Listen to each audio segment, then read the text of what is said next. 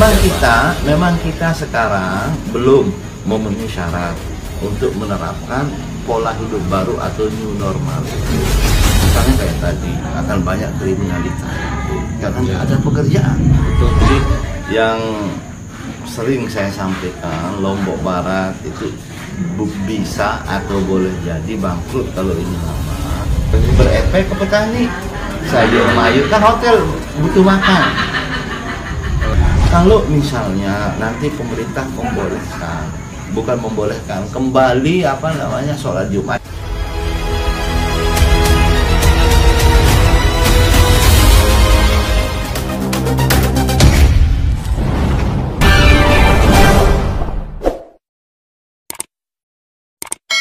Yang pertama, dengan adanya penyampaian dari Plingi tadi, dengan hilangnya potensi pendapatan, kejadian disampaikan ada hilang potensi pendapatan dari daerah. Jadi hilangnya kemana? Ternyata bukan hilang, Pak. Artinya tidak yang seharusnya dapat, jadi tidak ada. Terus yang kedua, ternyata yang bangkrut itu bukan Pemda. Maksudnya itu masyarakat. Yang bagaimana nih? Ya karena PHK. Ya, jadi yang sering saya sampaikan, Lombok Barat itu bisa atau boleh jadi bangkrut kalau ini lama. Itu tidak semata-mata pemerintah, tetapi juga masyarakat. Kenapa? Karena COVID ini kemudian memacetkan potensi ekonomi. Misalnya PHK, karena tidak ada kunjungan wisatawan masuk. Jadi semua berefek ke petani. Sayur mayur kan hotel butuh makan. Pengelolanya. Iya kan, wisatawan itu butuh makan. Betul. Artinya pertanian juga. Oh iya. Kemudian juga pedagang. Iya, menjadi kurang pendapatannya.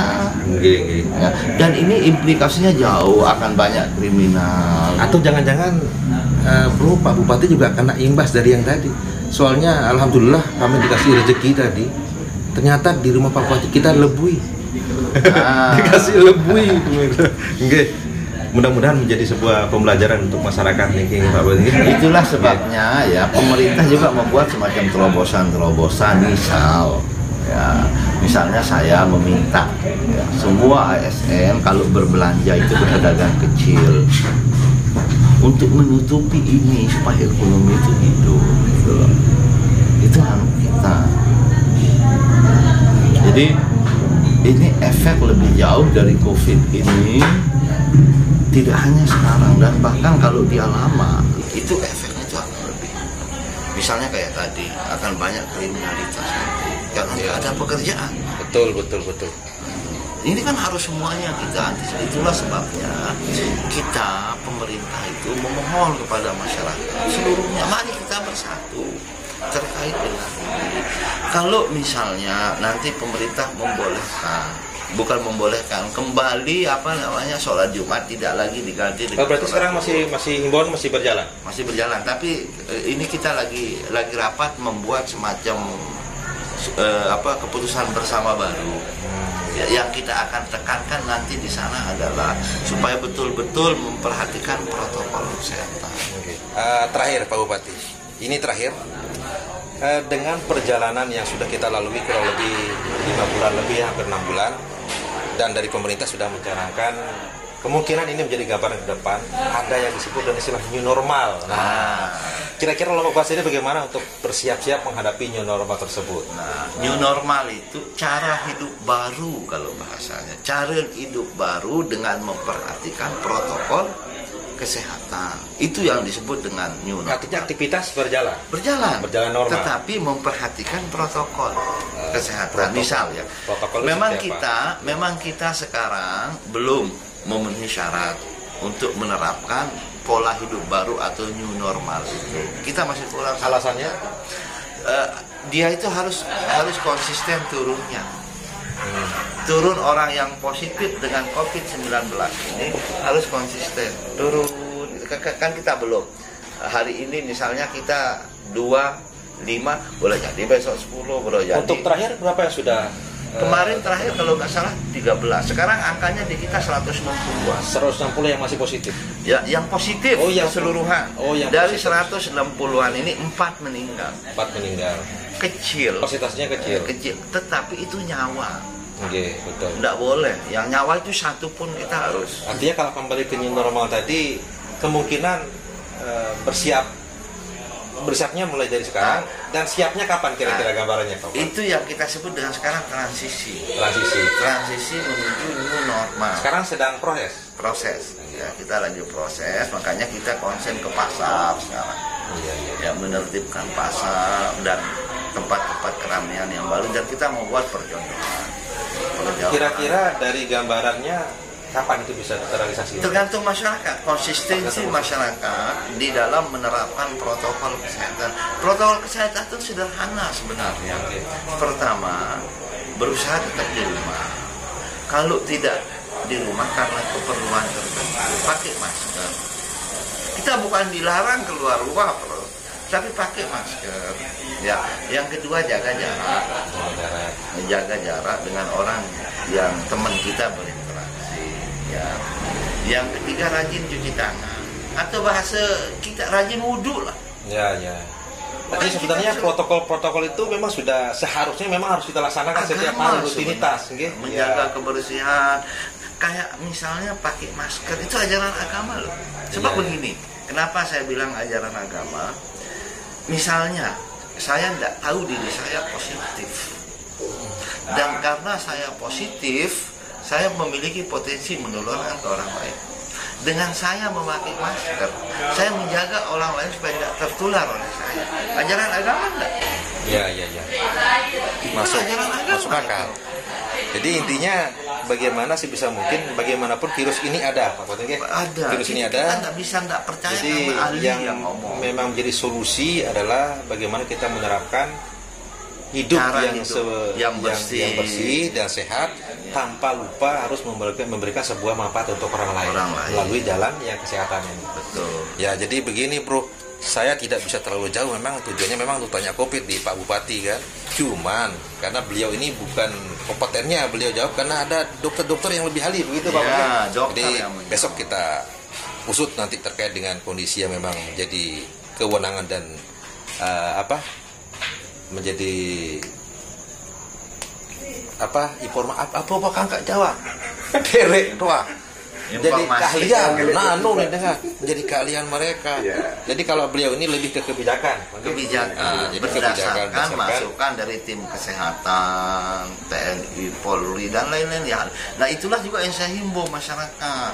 Artinya kita percaya kepada orang yang ahli tentang itu. Ya, artinya dengan kondisi yang diberikan kebijakan oleh Pelinggi selaku pemangku kebijakan Datu Lombok Barat, masih siap dengan menjaga sebuah kemungkinan ketika harus melakukan proses pencegahan maupun penanganan dari COVID ini beberapa bulan ke depan. Begini saya jawab. Misalnya sekarang gini, kemampuan kita di rumah sakit. 2 kita punya rumah sakit untuk penanganan COVID. Pertama Tripa, yang kedua adalah Narmada. Ya, awalnya kita semua beberapa ruangan kita jadikan itu 51 ruangan. Itu ruangan baru di luar ruangan? Bukan, ruangan sudah ada yang kita sulap untuk perawatan COVID. Kemudian dalam perjalanan itu kurang. Nah, sekarang yang kita butuh, sekarang yang tersedia 99 ruangan. Itu pun setelah dokternya yang tinggal di rumah dinas itu kita minta keluar, kita kontrakkan rumah. Rumah dinas itu yang kita. Soalnya lebih ke tenaga medis sekarang yang lebih ini tinggi. Nah, terus yang berikutnya ingin saya sampaikan, boleh jadi orang yang positif kena COVID itu sehat, seperti banyak kita lihat saksikan. Tapi itu bukan berarti dia tidak positif, tapi karena dia imunnya kuat. Tetapi dia berpotensi menularkan ke orang. Nah itulah yang tadi itu kita jalani ajaran agama. Jangan kita membuat mudarat ke orang. Ada hadis Rasulullah, itulah darara wala diror. Jangan membuat diri kita bahaya dan juga membahayakan orang lain. Saya sehat tetapi positif, tapi membahayakan orang lain. Nah, itu dengan selamat sehat, membahayakan dengan percuma. Jadi bagaimana kita menjaga kesehatan dengan mengikuti protokol-protokol yang ada. Terakhir yang mungkin ada saran ke rekan-rekan yang menonton kita ini berapa ini? Nah itu mungkin Pak Putih mungkin ada himbauan atau menjadi sebuah harapan ke masyarakat secara umum. Sebagai terakhir untuk kita bisa bagi tiang ya, modal terbesar kita itu adalah kebersamaan. Kebersamaan, persatuan, saling percaya, dan kita harus lebih percaya terhadap informasi itu yang dari sumbernya, bukan yang dari medsos yang tidak pasti dan seterusnya. Hanya dengan cara itu kita bisa menyelesaikan masalah ini. Kebersamaan, bersatu, kita hilangkan kebencian di antara kita. Ya. Dan marilah kita bersama-sama. Kalau ada program dari pemerintah kemudian yang melibatkan banyak uang misalnya, awasi, kontrol, jangan difitnah. Kemudian misalnya itu diambil, itu dimakan, awasi, kontrol. Dan kita insya Allah di Lombok Barat sangat hati-hati terkait dengan ini. Kita dari awal di JPS saja itu kejaksaan kita libatkan, BPKP kita libatkan, termasuk dalam proses mengalirkan beberapa anggaran untuk penanganan COVID ini. Awasi kita, nasihati kita, tetapi jangan memfitnah. Nah itu. Oke. Jadi itu sangat bijak saya rasa. Jadi beliau supaya bagaimana kita lebih bijak menyikapi apa yang menjadi olahan kita, yang kita baca, yang kita lihat, yang kita dengar, bahkan supaya lebih berhati-hati dalam mencari permasalahan. Jadi beliau ini langsung kita tanyakan sebagai sumber yang menjadi penyampaian terkait dengan apa yang menjadi kebijakan di Lombok Barat, supaya masyarakat tahu apa yang menjadi kegiatan-kegiatan rutin di Lombok Barat secara umum, dan khususnya apa yang menjadi aktivitas beliau secara khusus dalam penanganan COVID-19 ini. Dan ini dia yang lebih penting, tolong jangan lupa di like, komen, dan subscribe untuk channel Gagah Percek Official. Mungkin begitu Pak Bupati, bisa di Gagah Percek, oke. Gagah Percek, oke. Assalamualaikum. Oke. Waalaikumsalam warahmatullahi wabarakatuh. Oke. Jadi bro, sampai di sini dulu kita olah untuk diskusi kita malam hari ini bersama Bapak Bupati Lombok Barat, Bapak Fauzan Khalid SAG MSI. Semoga menjadi pencerahan untuk kita bersama, dan kita lanjutkan lagi di program-program atau informasi-informasi gerbek pejabat selanjutnya. Assalamualaikum warahmatullahi wabarakatuh.